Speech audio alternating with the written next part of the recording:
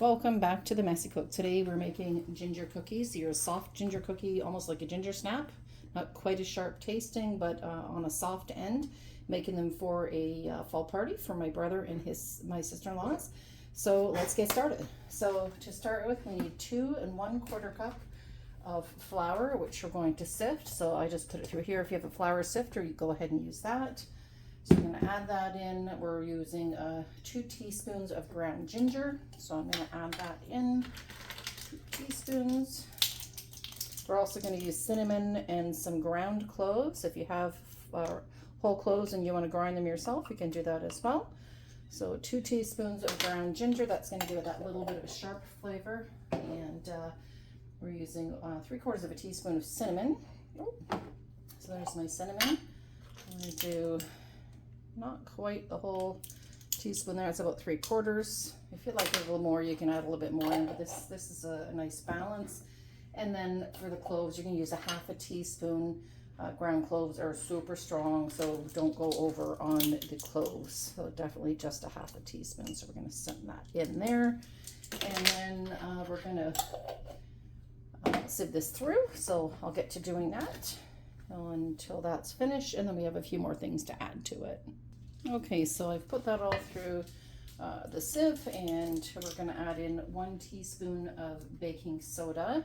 So we're just going to measure that off and pop that in. We want to make sure that that's doesn't have any lumps either. Just this kind of airs everything out. Make sure you have no lumps. Sometimes your spices, depending how long they've been sitting, will get a little bit clumpy. So this just makes certain if you have anything at the end that you just needs to be pushed through, just push it through with your finger. And 1/4 teaspoon of salt just to balance the flavors out. Push through. So a little bit of baking soda there. So that is done. So we're going to set that aside. Important thing with baking is exact measurements. These are things you can't really play with baking. You know, when you're cooking, you can throw a little extra of this or a little extra of that. But with baking, you don't want to change the recipe from what it calls for in whatever recipe book, or if you're doing it from a website or whatnot. So this is all sieved. You can see it's kind of spicy looking, and it smells wonderful already. So we're going to set that aside. That's all mixed up thoroughly. We're going to set that aside, and we're going to start with the wet ingredients next. Okay, so now we're going to start with the butter and the sugar. This recipe calls for 3/4 of a cup of butter, so that's 1 1/2 sticks, or just measure it out into a 3/4 cup measuring cup, whatever works for you. So you can also use margarine. This recipe originally calls for margarine. I prefer butter, so I use butter, but it's entirely up to you, whichever you want to use. I wouldn't use lard or shortening on this. I would stick with either butter or margarine. So you're going to add the 3/4 cup of butter in, 1 cup of sugar. We're going to dump that in, as you can see here, and I'm going to turn that on and cream it together. So let that go for a couple of minutes until everything's creamed together. Okay, so I've mixed this till it's nice and light yellow. If you don't have, I use the paddle in my KitchenAid, but if you don't have a KitchenAid, that's fine. Just use a hand mixer, it'll work just as well. So we've got that. We're going to add in now 1 egg. So we'll crack that in. I like to actually crack that in something else just to be sure we don't get any shell.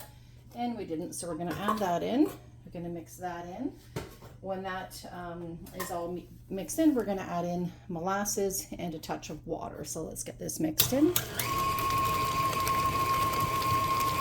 And scrape down the sides in between. So I'm going to do that and come back. Okay, so you can see this is nice and fluffy. I've scraped it down. You want to add in 1/4 cup of molasses. Now you can spray this is my 1/4 cup here. You can actually spray with some Pam spray or vegetable oil spray. You can spray your cup. This works really well with for honey as well. Of course, I forgot to do that today, but not the end of the world.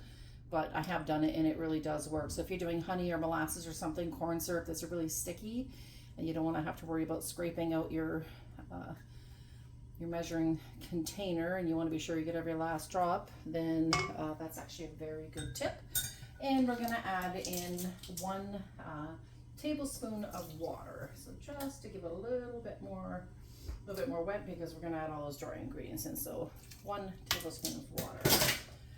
So we're going to scrape this off here, make sure we get everything, and we're going to mix all of this together, and then we're going to come back and get those dry ingredients in and get it all mixed up.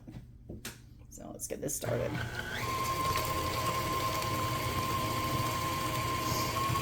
And we're going to let this go. I like to let it go for at least a minute or so just to get it nice and light and fluffy. I'll scrape the sides down a couple times in between. All right, so we've got this all mixed in. Now what we're going to do is we're going to gradually add the flour. So do not add it all in one shot. I'm going to turn this on low. And if you add it all at one time, you're going to have flour kind of puffing up everywhere. We just want to add this in so we get this mixing well. So I'll pull the camera up so you can see. We can turn this up just one notch more. Too much will have the flour mixture puffing all over. So see, just a little bit at a time.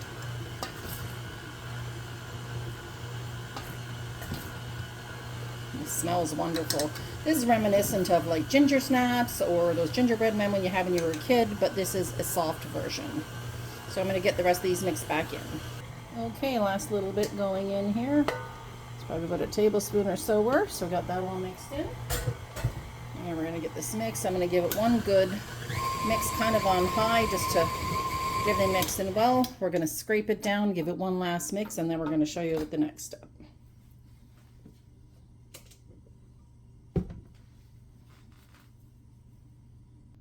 All right, all done. So we've got that all mixed up. I'm gonna pull this off, scrape it all off here. It's pretty sticky dough, but that's okay. Just gonna make, like I said, a lovely soft, chewy ginger cookie. These are nice. You can drizzle them if you like with some cream cheese icing. You could do a little bit of icing sugar with a bit of milk or cream and just kind of drizzle that on the top. These ones that I do, there's lots of ways you can do it, but these ones that I do, I make them into balls and then roll them in sugar and then bake them from there. So they're kind of like a crystal sugar coated, not sickly sweet, but they're a little bit sugar coated ones. So like I said, usually I do these for Christmas, and but I thought this would be a nice addition for the fall party at my sister-in-law's. So put this down, move this off so you can see exactly what we have. This smells amazing. So this needs to sit in the fridge covered for about 20 minutes just to chill up a little bit. So we're gonna let that chill. We're gonna come back, I'll show you the next steps, and we'll get them in the oven. A little correction, I said 20 minutes to chill. It's actually 20 minutes to an hour, but I'm gonna do half an hour. So you see what I'm doing here is I'm putting some plastic wrap on the top because I don't want it to dry out in the fridge. But we just wanna kind of seal up around the sides and keep that okay. So we're gonna let that chill. I'm gonna try for half an hour and check it. They said once it comes back and it's not too sticky, then you would go ahead and roll it. So I'll leave this in the fridge and we'll come back. Okay, so these have been chilling for half an hour. Half an hour seem to be cold enough in my fridge. So I'm going to take this dough and I'm gonna roll it into about 1-inch balls. I have this little ice cream cookie scoop, so I'm going to use that. But if not, you can just take a teaspoon and measure it out. We're going to roll this. And I have a bowl with some sugar, I don't know, half a cup or 3/4 of a cup. And we're just going to roll that in some sugar there and put it on. So we're just going to continue with that. Probably quickest, easiest way is just get them, roll them, drop them, and continue. So we'll continue till I get 2 cookie sheets worth because these are a little bit bigger pans, so this is what fits in my oven. I have Silpats on here, which you can buy at Amazon. They're reasonably priced. Otherwise, I would recommend using, if you don't have those, I would recommend some parchment paper and put the parchment paper lined on there and cook the cookies on there, get a more even cook. So I'm going to continue to roll these. Like I said, you can see here, they're just roll around the sugar. It's just sticky enough that the sugar will stick. You don't want to press them in. You want to kind of keep that round shape as they're going to flatten out when they cook. And these will get baked at 350 degrees. So preheat your oven, which I've done already. 350 degrees between about 12 minutes is what I find is good. If you like them a little softer, you can do maybe 10 minutes. If you like a little firmer, do them about 13, maybe 14, but check the bottom. When they start turning a little golden brown, you know it's time to take them out. So I'm going to get the rest of these rolled up and we'll get set to bake. Okay, so I got 2 dozen so far. This recipe is going to make, if you do the same size I do for the 1-inch balls, these should make about 3 dozen cookies. You can make them smaller, maybe for 15 on a pan if you have a little bit bigger pan, but I'm going to be safe. So we're going to put these in. I'm going to set the timer for 10 minutes. I usually do them about 12, but I like to check them after 10. Just to make sure they're exactly where I want them to be, and then I can determine from there if we need a little bit more time. So let that timer go and we'll come back in a short bit. Little tip while those are baking, what I like to do is I like to roll up the rest of the dough while they're baking, the first batch, so they're just set to go. I just put them on the cookie tray and bake them when it's time to go in. I wanted to show the recipe here, so you can screenshot this or just write it down. So these are soft ginger cookies, 2 1/4 cups of flour, 2 teaspoons of ground ginger, 1 teaspoon of baking soda, 3/4 teaspoon cinnamon, 1/2 teaspoon ground cloves, 1/4 teaspoon salt, 3/4 cup of margarine or butter, cup of sugar, 1 egg, 1 tablespoon of water, 1/4 cup molasses, 1/4 cup white sugar to toss the dough balls in. So preheat, and then you're going to mix together all of your, or sift together, sorry, all of your dry ingredients, and then cream together basically your wet stuff. Beat in the egg, stir in the molasses, and then you're going to put your dry ingredients in. Yeah, set it in the fridge for 20 minutes to an hour. I did half an hour until it's no longer sticky. Shape into walnut-sized balls. Roll in sugar, and it says with the bottom of patterned glass, flatten each ball to 1/4 inch. I did do that a couple years ago, but the pattern didn't stay very well. But if you have one and you want to try it, go for it. If not, I just leave them in balls and they just flatten down to where they go, and that's fine. If you do the glass and the dough sticks to the bottom of the glass, just press it into the bowl of sugar first, and that'll help. Now this does say here originally 8 to 10 minutes. I found that was not enough. They were still kind of raw in the middle. So I'm doing 10 minutes today, and I'll probably end up adding the 2. Everybody's oven's different, so adjust for what you need. So hopefully that recipe will help.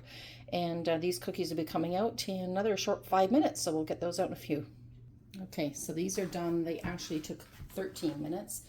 If you look very closely, and I'm going to bring this over, sorry about the bad camera work, but you can kind of see the edges are a tiny bit brown there. It's hard to see because it's silpat's about the same color. But if we lift up the bottom of this cookie here, can you see that brown? So that's what you're looking for. So these are pretty soft right now, so we're going to let them sit for 2 or 3 minutes just to cool a little bit. I'm going to get them off and onto the wire racks to cool completely, but let them cool completely before you excuse me, before you package them away. They freeze wonderfully. And what's really pretty about these is if you look close, there's a little shimmer. It's hard to tell on the camera, but there's a little shimmer to these cookies, and that's just the sugar that we sprinkled on top, so it gives it a little bit more sweetness. Quite nice. So I'll let these cool, get them off the rack, and I'll get the next ones in. Okay, so we're done. Got the rest of these lovely cookies out. Like I said, you can see the little glimmer. I'm going to bring this up a little closer and see if you see what I'm kind of talking. See that little shimmer? I don't know. To me, that makes it kind of, I don't know, holiday-ish. Anyhow, I hope you enjoy these. Great recipe. Like I said, this makes, if you do average all about the same size, you should get about 3 dozen. I was a little bit under that, but some of them were a little bit larger. So I hope you enjoy. Please subscribe to the channel if you haven't already. Click that little bell at the top so you will get any notifications for new videos. I'm going to be doing some more baking for the holidays, so I'm going to be posting those videos as well. And tomorrow I'm going to be doing making pizza soup, so that video will go up probably just before the weekend. Yes, I said pizza soup. Sounds odd, but I think you'll enjoy it. So thanks again for joining me. Have a wonderful day. I hope you make these and let me know what you think. Take care and see you soon.